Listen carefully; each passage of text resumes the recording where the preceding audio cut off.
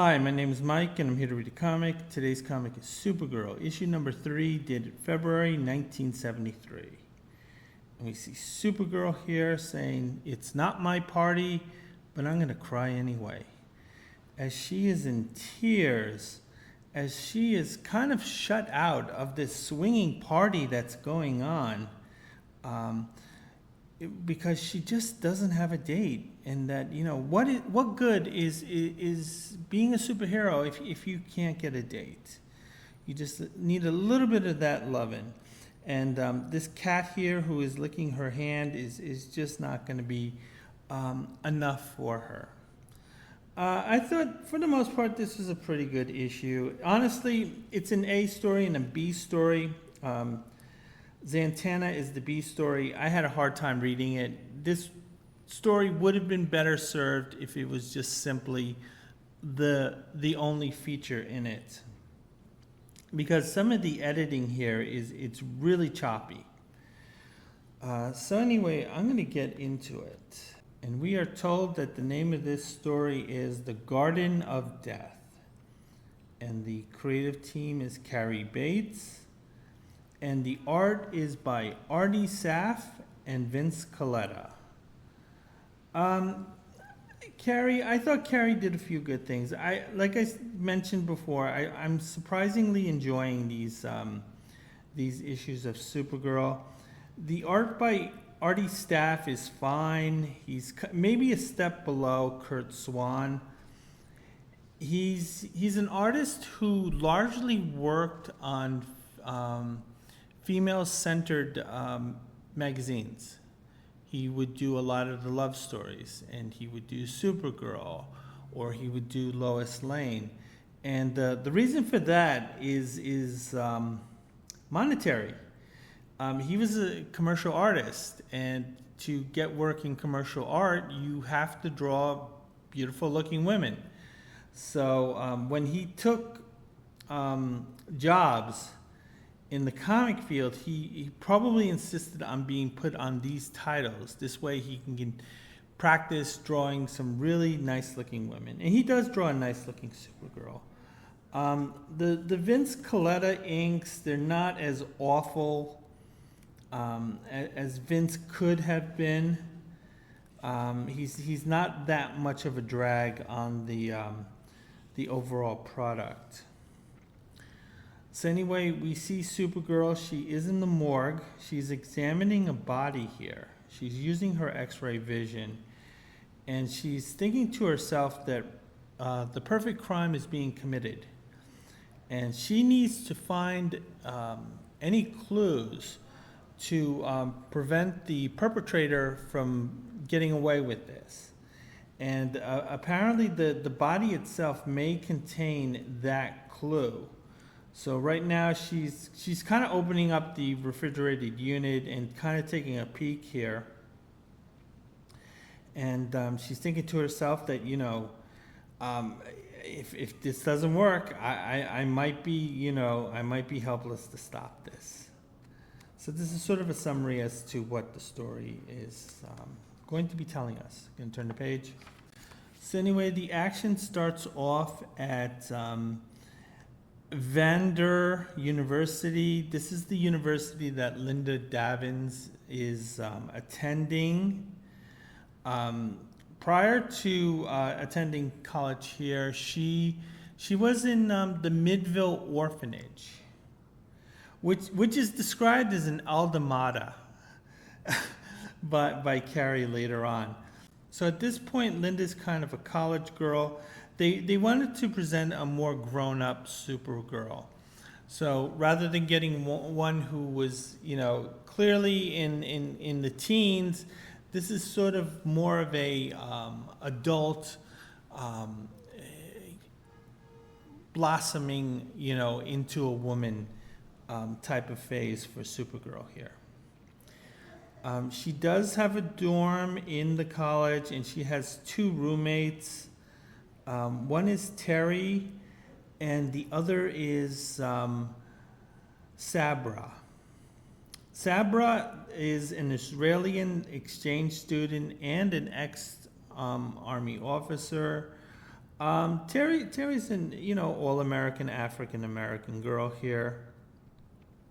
The two of them are talking. Linda is currently in rehearsals. So the two are taking advantage of the fact that Linda isn't there to talk about Linda. And they're kind of speculating as to who Linda would be taking to the big dance tonight. It looks like Sabra has an idea, and she's guessing that it's going to be a guy called Bob Lewis that's going to be taking Linda. So they expect him to be the suitor. Meanwhile, Linda is rehearsing for a new play. It looks like a Shakespearean play. And she's rehearsing with this tall blonde. However, that's not Bob Lewis. Bob Lewis is actually in the wings watching this rehearsal. Apparently, Bob and Linda had a date that night.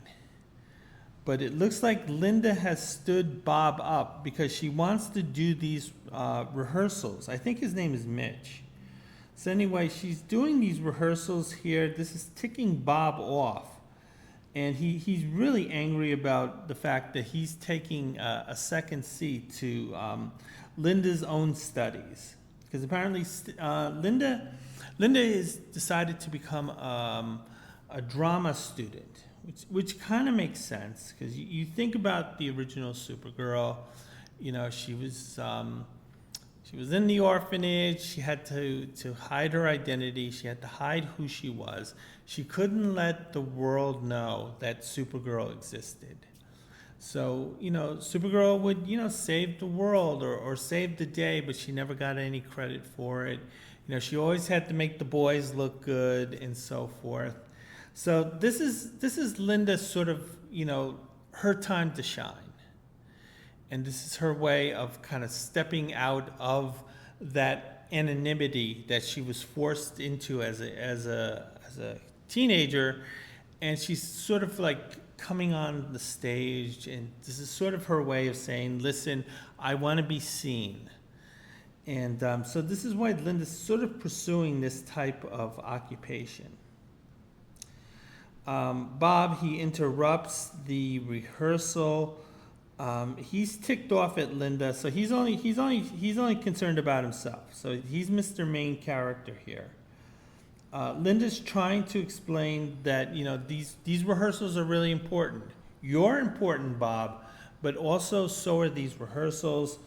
Bob is not hearing it. He wants to forget about Linda, forget about the relationship. And Linda looks a little sad in here because she feels like she lost a good thing with Bob. Honestly, Bob comes across as a turd. So I think Linda is a little off there. She might have dodged a bullet here. Although, remember, this is Supergirl. You can turn the page. Oh, so it's the other actor is named Frankie. So anyway, Frankie overhears Linda's argument with Bob.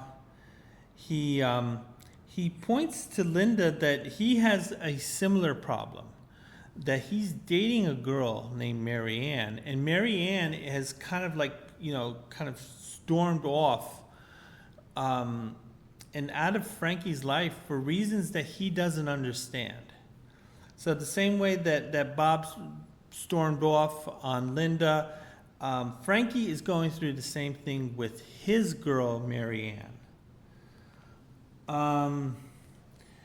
Then Frankie's explaining the situation, how upset she was. It seems like there's something going on, but she's not opening up to me. Linda offers to actually try to find out what's going on. So rather than Linda kind of maybe taking an opportunity to go further with Frankie here, she says, I'm going to help my sister out. So anyway, Linda starts to head to Mary Ann's place. She spies in on what's going on with Mary Ann because she has the X-ray vision and the super hearing. Mary Ann, we see, is very upset. She's crying in her bedroom. Linda doesn't really know what's going on because she can't read minds. But nevertheless, she wants to She wants to approach Marianne about this, but she doesn't think that Linda Davins would get very far with Marianne. So then she switches into Supergirl with the idea that perhaps she'll open up to Supergirl in ways that she wouldn't open to Linda. Gonna turn the page. So anyway, Marianne, she is crying in her room. Suddenly she's caught by surprise as Supergirl enters the room through these nice bay windows.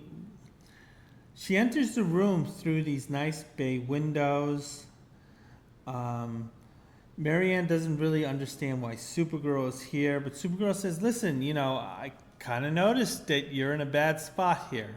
I was just kind of flying by, kind of like snooping in people's houses, and I see you crying here, so I'm here to help. Don't ask too many questions. But before Marianne can say anything, there's a news report. And apparently, Albert Brooks, the famed director, has been charged with first-degree murder because there is positive proof that he helped kill a big-time gangster by the name of Lucky Coin Lacey.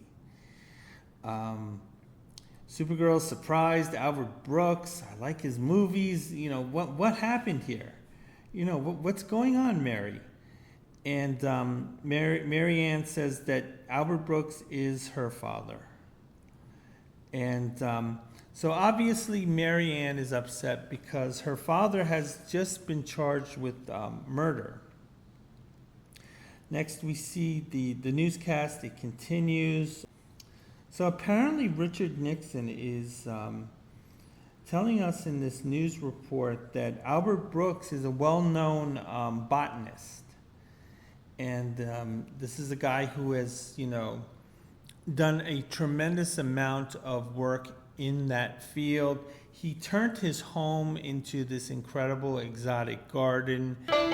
This is the garden of make-believe, a magical garden of make-believe. His plants and his flowers, they're studied throughout the world. And apparently it was on this property, that the body of Lucky Coin Lacey was found. And the police, once they found the body, they automatically assumed that the owner of the land was behind it. And we see Albert Brooks as he's being led into the police car here. And it seems like the DA is saying the evidence against him is stacking up. I'm going to turn the page. So Marianne says this can't be true because that's her dad. And Daddy wouldn't do that. I know. So that's basically all the evidence Marianne is offering. This is good enough for Supergirl. So anyway, she takes Marianne and she flies off to her father's estate. That's where the bodies were found. So this is where Supergirl is going to do her search as to what type of clues are available for her to solve this mystery. Supergirl, she lands with Marianne. They're met by a detective and a uniformed officer here. The detective is pretty certain that we have the body, which is dead, and we have the perpetrator who is currently in jail. You're holding the wrong man. What do you mean I'm holding the wrong man? I got the motive, which is money, and the body, which is dead. So that's kind of their attitude at this moment. Supergirl, she wants some of the details to be ran through her, so she can check it out. The officer, he says, listen, it won't help, but I kind of know you can crush my balls, so I'm going to tell you what you want. And then we have a flashback. Apparently, here are some experts on the subject of botany. They're all impressed with Professor Brooks's garden here. And they're just lathering themselves up over all this greenery. Going to turn the page. However, for some reason, these guys who are in three-piece suits, they they decide to go grave digging. So I guess they just randomly picked up a shovel and they all started digging and they uncovered this coffin. Mr. Brooks, he doesn't understand what's going on. He's saying, I don't know how it got there. I never saw this coffin before. The other three botanists, they don't believe him. They're saying, how could you not know this? Seriously, dude, we know you murked this person. It looks like these guys are like jealous rivals. So I guess they're thinking, okay, if we get this Albert Brooks guy in prison and he's out of the botany world, then that will increase our stature within it. So then the police were called. They investigated the crime. They opened the coffin. They did find a dagger in it, and apparently the dagger did have Mr. Brooks's fingerprints all over it. So the evidence is not looking good for Mr. Brooks at this moment. Marianne, she's upset. She wants to have a physical confrontation. She is so angry that she's going to take these two police officers on. Supergirl stops her. Then we see this very worried look from Supergirl. She's beautifully drawn, I should add. And the detective, he doesn't understand what exactly is going on with Supergirl and why she's mesmerized. But then she suddenly leaps forward and she uses her X-ray vision on a nearby tree. And she's telling everyone that she has found something. And it's something she fears. Turn the page. Supergirl, she splits the tree open and it turns out to be another coffin with another corpse. And then the detective, he says, God damn it, this Brooks guy was really busy. We're going to pin this on him too. So then the detective says, can you run a scan with your X-ray vision to see if there are any more corpses here? That would make my job a whole lot easier, and we could pin a lot more stuff on him. I'll stay here with Marianne, kind of watch her cry. As you narc her dad out, we see Supergirl. She found another coffin under a Civil War statue. Hopefully it was a Confederate statue, because those ones, they can be destroyed. And there's another one directly under a grandfather clock. Oh boy. Really, Carrie? This is what you came up with? So anyway, we have, 4 bodies. They're all in coffins. Albert Brooks is probably the most inefficient serial killer ever. So anyway, the detective, he's just tagging body after body on Brooks. However, the situation is kind of bothering Supergirl here because something doesn't really add up. However, as she's thinking, she's interrupted by Marianne, who suddenly strikes out against her. Marianne sees Supergirl as a snitch, and she made things way worse for her dad. So right now, she's really pissed at Supergirl. Supergirl's explaining, listen, I have a job. I'm a sworn officer of the law, and I had to perform those duties, and I'm sorry if I found these other corpses here. Marianne feels that the situation has just been made worse by Supergirl. She doesn't want to see Supergirl ever again. Supergirl's very upset about this because she didn't want Marianne to hate her. So then we go to an underground hideaway, and we see 2 individuals here. One we don't see. So he's faceless at the moment. But he's wearing a purple pinstripe outfit that you would normally associate with a gangster. And he is flipping that coin. The second individual is an older individual. He kind of looks like the evil version of Albert Einstein here. He has a severe overbite.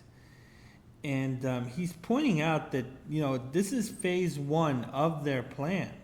and it actually went off without a hitch. And they encountered Supergirl, and yet things are going really well for them. And the man in the purple pinstripe suit saying, yeah, of course, I kind of figured that out. Gonna turn the page. So the next day, Supergirl visits Mr. Brooks in his prison cell here. Mr. Brooks has been charged with 4 murders.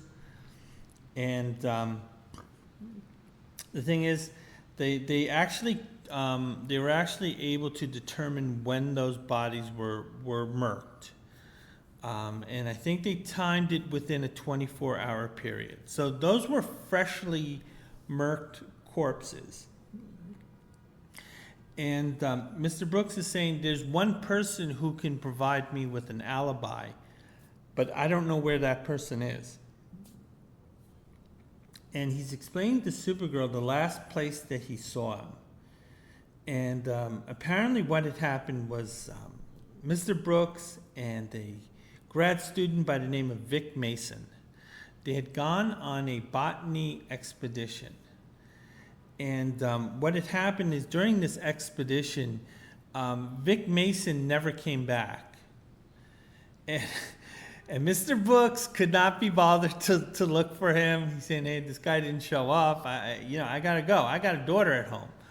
And he just left this guy. And he's saying, well, if you can find that guy, he'll tell you that I was with him on this day. If I'm this guy, Vic Mason, I am totally pissed off at this Albert Brooks guy for leaving me out there. And I'm going to say, God damn it, he was telling me exactly how he was going to kill all 4 of those guys. But anyway, Vic's not like that. So anyway, Supergirl, she's listening to this and she flies off. So she's going to go to the area where Brooks last saw Vic Mason. And she's going to see whether she can track down Vic Mason and see whether, he can provide that alibi to him. Apparently, they were doing this over a Mount Taylor. I'm not sure exactly where that is. But Supergirl is kind of scanning the mountain range with her X-ray vision. She doesn't see anything. However, there's something that does capture her imagination, and initially she thinks it's a mirage because it's sort of it's kind of a very green, lush terrain that normally should not be in this type of climate. So she's thinking that she's looking at a mirage. Can turn the page. Supergirl, she heads into the area. So anyway, she's thinking that this is a cluster of freak vegetation. And she doesn't really understand what's going on and why it's there, but nevertheless, she's going to go and investigate with the hopes of finding Vic Mason. And that is exactly what occurs. We see Mr. Mason here. He's kind of a young guy. And he's caught in these vines. He sees Supergirl, and he's not quite sure why she's out here. So he thinks he sees a mirage. Supergirl says, no, I'm quite real, Vic. Then as she's about to free Vic from the vines, she is suddenly attacked by a large Venus flytrap. Those are the quote, man-eating plants. I remember those. I remember seeing those commercials as a kid. The Venus flytrap. She sees the Venus flytrap sees Supergirl as a potential meal, and he takes a big bite out of her. We only see her legs at this point. Vic is like, oh no, she's in trouble and I'm in trouble, and it looks like initially the large Venus flytrap has Supergirl swallowed up, because at this point Vic thinks that she's a meal. I'll turn the page. But then unexpectedly the flytrap spits out Supergirl. And apparently what had happened is that, trying to digest a Kryptonian body was so unpleasant to the plant. Supergirl doesn't think that the plant will try that with anyone else again. Now that she's free of the plant, she can focus her attentions on Vic Mason. She frees him. Vic doesn't understand how she found out he was there. She's explaining that, listen, your colleague Albert Brooks, he told me you're here, and once I get you back and I'll explain everything to you, everything's going to be right in the world. And by nightfall, Mr. Brooks, he has been freed from jail. The alibi has held, all charges were dropped, and Mr. Brooks is saying that, the lieutenant now believes that the dagger with the his fingerprints was planted, and he's asking Supergirl, why would anyone do that? Supergirl herself doesn't know, but she's going to look into this situation. Meanwhile, Supergirl is going to fly Mr. Brooks home. She does so, but Mr. Brooks finds out that Marianne isn't there. So he's a little bit concerned there. Supergirl, she's also concerned with Marianne because she remembered how upset she was. And she looks like she's definitely going to look into it. Meanwhile, back at that underground lair, the man in the purple pinstripe suit with the flipping coin, he's quite happy with the events. This is phase 2 of whatever plan they cooked up, and so far everything is going swimmingly for them. Definitely the Beta, old man Beta here is just kind of like sucking up to whatever alpha figure this is. And I'm gonna turn the page. So anyway, the two villains here, they're aware that Mr. Brooks is at home.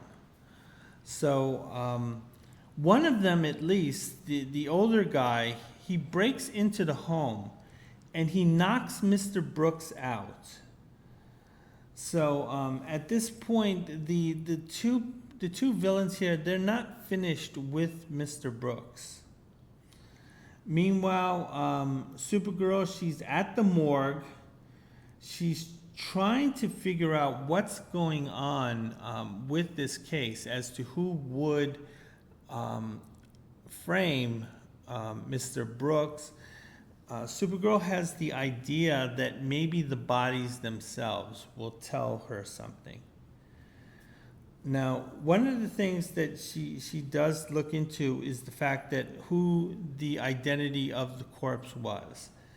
And it turned out that it was allegedly Lucky Flip Coin Lacey. I think that's his name. So anyway, as she's thinking about this, trying to profile, the corpse with this individual, she looks at the corpse, and then she has a hunch, and then she feels that the hunch is correct. So right now, Supergirl has an idea about what's going on. Then she flies out of the morgue, and there's somebody in trouble on a sailboat.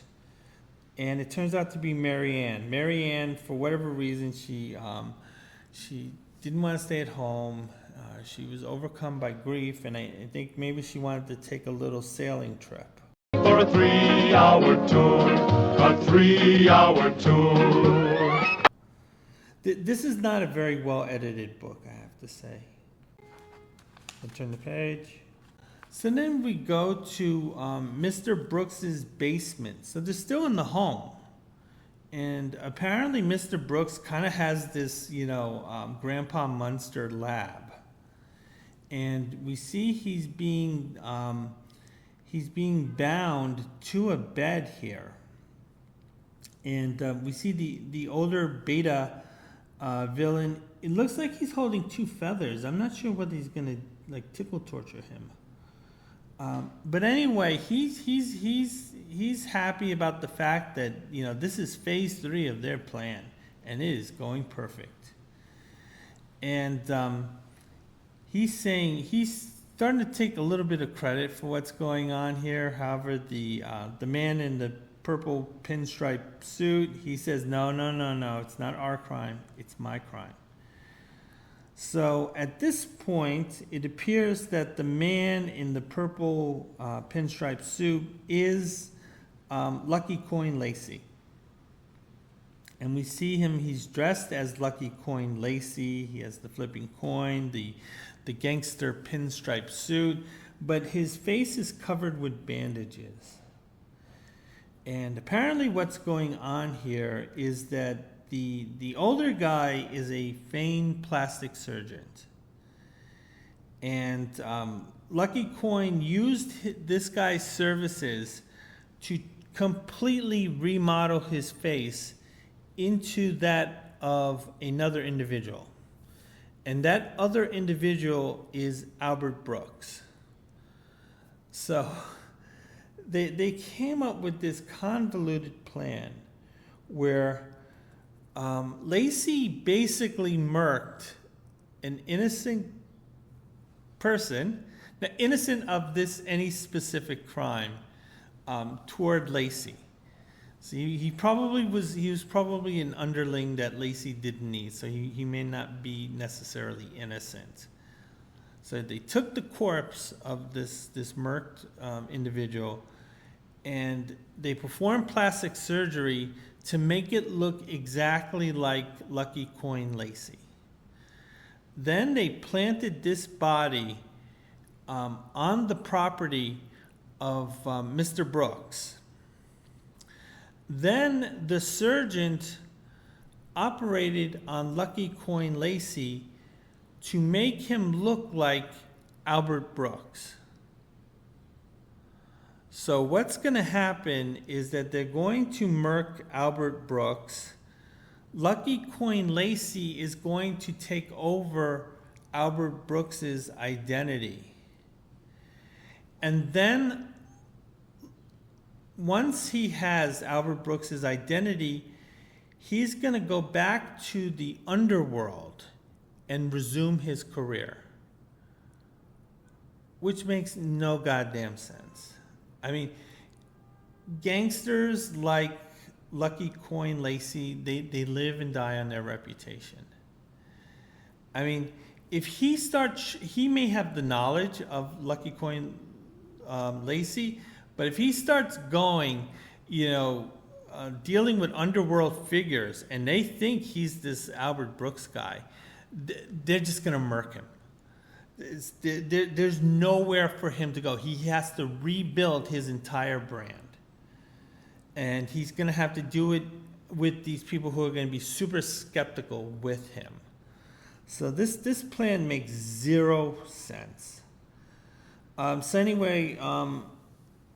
So at this point, it's just simply a matter of waiting for Lucky Coin Lacey's surgery to settle in. And once he looks exactly like Albert Brooks, they're going to murk out Albert Brooks, and then he's going to take over the identity. Then we go back to the storm, and we see Marianne. She's in really bad shape. The sailboat is about to capsize. Supergirl sees this. She's about to rescue Marianne, but Marianne doesn't want Supergirl's help because she sees Supergirl as a snitch. And she doesn't want anyone who would help to condemn her father. But Supergirl's saying, listen, she's hysterical. I have to try to convince her, so I have to help her against her will. Gonna turn the page. So then Supergirl, she starts to create a counter whirlwind. I'm not quite sure what it's supposed to be doing. I think it's supposed to calm the waters around Marianne. So then Supergirl can swoop in and grab Marianne just before the sailboat capsizes. Marianne is still being angry. She's still being belligerent towards Supergirl. But Supergirl's saying, listen, just listen to me. Just listen to me and everything will fall into place. Meanwhile, we go back to Brooks's basement. Lacey, he has taken off the bandages off his face. He looks exactly like Albert Brooks. The surgeon, he's saying, listen, I did a great fucking job here. I did such a good job that, even his mom wouldn't recognize him. So anyway, we have these two doppelgangers, and they're arguing with each other. Brooks is still tied to the bed. So then Lacey decides he's going to get rid of the real Brooks so he can take over that identity. Albert Brooks, he's lifted up. He's still kept on the mattress. So even though they plan on murking him, they want to make sure he's nice and comfortable. It's the Steely Posturepedic morning, yeah! So then Lacey, he gives his plan, which totally won't work because no one's going to take him seriously in the underworld because he's another person.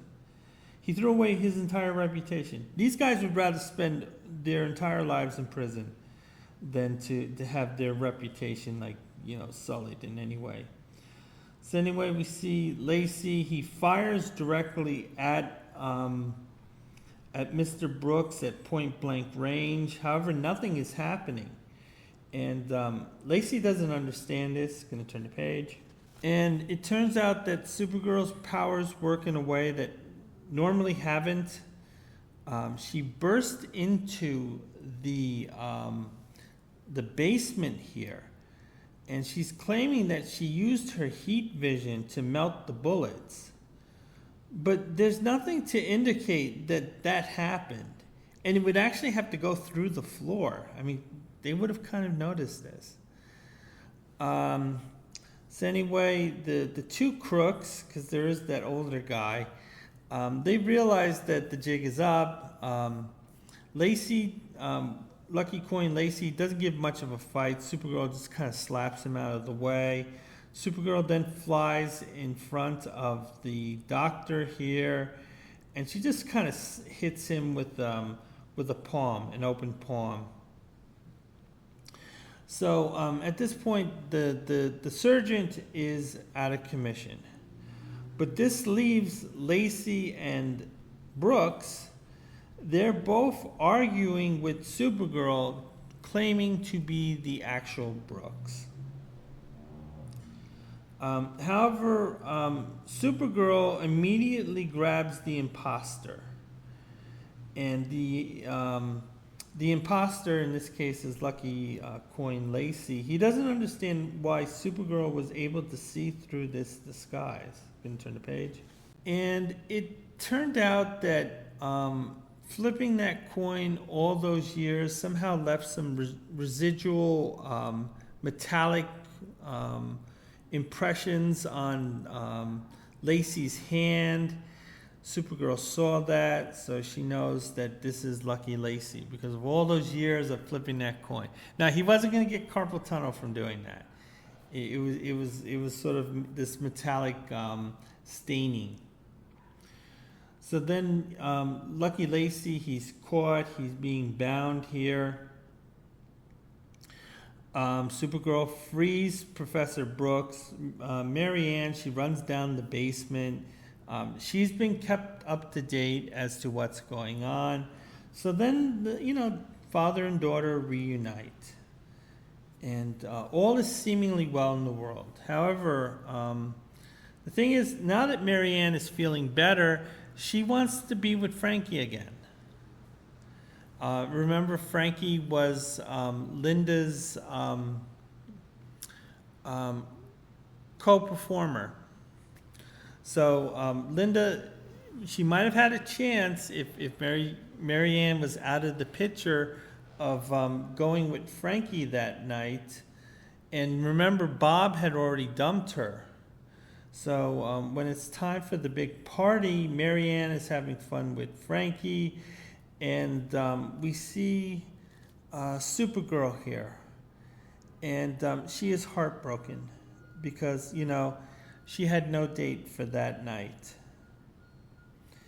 And yeah, that's it for this story. Okay, I'm going to take a look at the letters page. Super female. The first letter is from Scott, and he's really happy with the Supergirl comic. And that he's been a longtime fan of hers since she would take the B story in Action Comics. Then eventually she ended up being the star in Adventure Comics. And now she has her own flagship title. And she's saying, listen, I can't wait for you guys. What are you going to do with her? What are you going to do with her? And it looks like editorial is going to keep that under wraps.